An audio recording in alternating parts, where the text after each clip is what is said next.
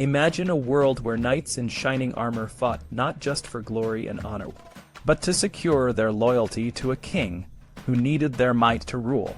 Picture a time when chivalry, with all its grand displays and rituals, was a way for kings to build a trusted military force. This was the world of the 14th century, a time of legends and brutal realities. One of the most fascinating and shocking stories from this era is that of the Order of the Star and its founder, King Jean II of France. This story is not just about knights and battles. It's about the deadly consequences of loyalty and the dangerous games played by those who sought power. In 1344, King Edward III of England established the Order of the Garter, a prestigious group of knights bound by a circlet to symbolize their mutual loyalty to the king. The Garter was a symbol of unity and a reminder that no knight should leave the king's domain without permission. The order was designed to create a circle of trust, where knights were expected to show bravery and constancy in battle. If a knight fled, he would be seen as cowardly, betraying the very values of chivalry. King Jean II of France, inspired by the success of the Order of the Garter, decided to create his own order, the Order of the Star, in 1352. Unlike the Garter, which was exclusive to 26 members, Jean's order was more inclusive with 500 members. The Order of the Star was established in honor of God of Our Lady, and for the heightening of chivalry and augmenting of honor. The knights were given elaborate uniforms, including a white tunic, a red or white surcoat embroidered with a gold star, a red hat, and gilded shoes. They also had to display a red banner strewn with stars and an image of the Virgin Mary. The annual banquet of the order was a grand affair, where knights would gather to share their adventures and achievements, both honorable and shameful. The Order of the Star was more than just a social club. It was a serious commitment. Knights were required to swear an oath that they would never flee from battle more than 4 arpents, about 600 yards away, but rather die or be taken prisoner. This oath was more strict and explicit than the one in the Order of the Garter, emphasizing the king's need for loyal and brave knights. The Knights of the Star were expected to be the backbone of the French military, ready to fight to the death for their king. However, the reality of war in the 14th century was far from the romanticized ideals of chivalry. The Combat of the 30 in 1351, a famous battle in the Brittany conflict, is a perfect example of how the ideals of chivalry clashed with the brutal nature of medieval warfare. Robert de Beaumanoir, a noble Breton on the French side, challenged his Anglo-Breton opponent Bramborough to a single combat. When their partisans joined in, a combat of 30 knights on each side was agreed upon. The fight was savage, with swords, bare spears, daggers, and axes. The battle was so intense that a recess was called after 4 French and 2 English knights were killed. When Beaumanoir, bleeding and exhausted, called for a drink, one of his opponents famously replied, "Drink thy blood, Beaumanoir, and thy thirst will pass." The fight resumed, and the French side eventually prevailed, but every survivor was wounded. The battle was celebrated in verse, painting, and tapestry, and even a memorial stone was erected on the site. This combat, despite its brutality, was seen as a perfect example of chivalry in action. The Knights of the Star took their oaths very seriously, sometimes to their own detriment. In 1352, during a war in Brittany, a French force led by Marshal Guy de Nesle was ambushed at a place called Moron by an Anglo-Breton force of about equal numbers. The French could have fled and saved themselves, but they were bound by their oath not to retreat. They stood their ground and fought, until almost all were killed or captured. The dead were so numerous that the body of Guy de Nesle was not found for 2 days.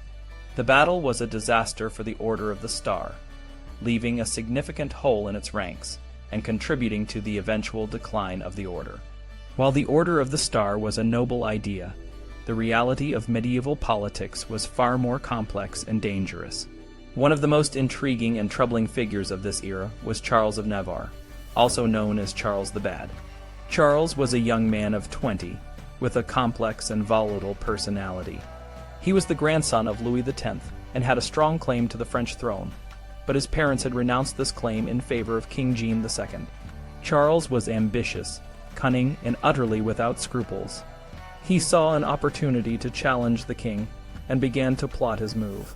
Charles's rivalry with the new constable, Charles d'Espagny, was a key factor in his actions. The king had given the county of Angoulême, which belonged to the House of Navarre, to Charles d'Espagny. This act infuriated Charles of Navarre, who felt betrayed. The king tried to appease him by giving him his 8-year-old daughter, Jeanne, in marriage, but he withheld her dowry, further angering Charles.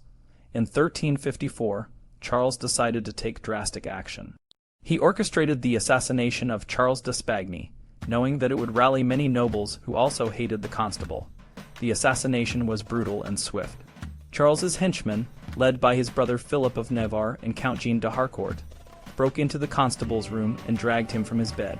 Despite the Constable's pleas for mercy, he was stabbed to death, his body left with 80 wounds. The audacity of the act brought Charles of Navarre to the forefront as a political force. The king immediately declared Charles's properties in Normandy confiscated, but this would have to be enforced by force. Charles's contemporaries saw his actions as driven by hatred and revenge, but the line between passion and calculation was often blurred in the 14th century. The age was marked by frequent outbursts of violence, perhaps a legacy of the Black Death and the insecurity of life.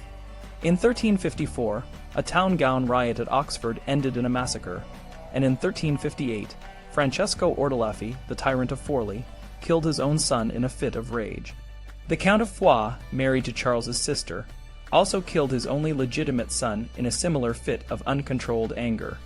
Violence was a common part of medieval life. Coroners' rolls in England showed that manslaughter was far more common than accidents, and offenders often escaped punishment through bribery or connections.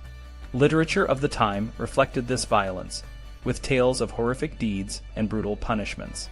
The crucifixion, with its nails, spears, and whips, was a central image in Christian art, and the saints were often depicted undergoing various forms of martyrdom. Village games included brutal activities like chasing a pig with clubs, or battering a cat nailed to a post to death. The spectacle of pain and violence was not repulsive to medieval people. It was often enjoyed. Charles of Navarre's assassination of Charles d'Espagny made him a powerful figure, and he quickly became the focus of a growing group of nobles who were dissatisfied with the Valois crown. These nobles, hurt by the king's policies and the military humiliations since the Battle of Crécy, were ready for a movement of protest. Charles offered himself as an agent of England, in exchange for support to maintain his Norman possessions. He even wrote to King Edward III, promising to cause such harm to Jean II that he would never recover. The stage was set for a dangerous and complex political game, one that would have far-reaching consequences for France and its king. The Order of the Star, with its grand ideals and strict oaths, was a symbol of the king's desire for loyal and brave knights. However, the reality of war and politics in the 14th century was far more brutal and unpredictable.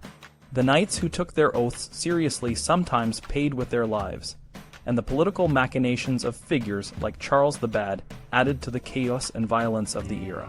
The story of the Order of the Star and Charles of Navarre is a stark reminder of the dark side of chivalry and the dangerous games played by those who sought power in medieval times.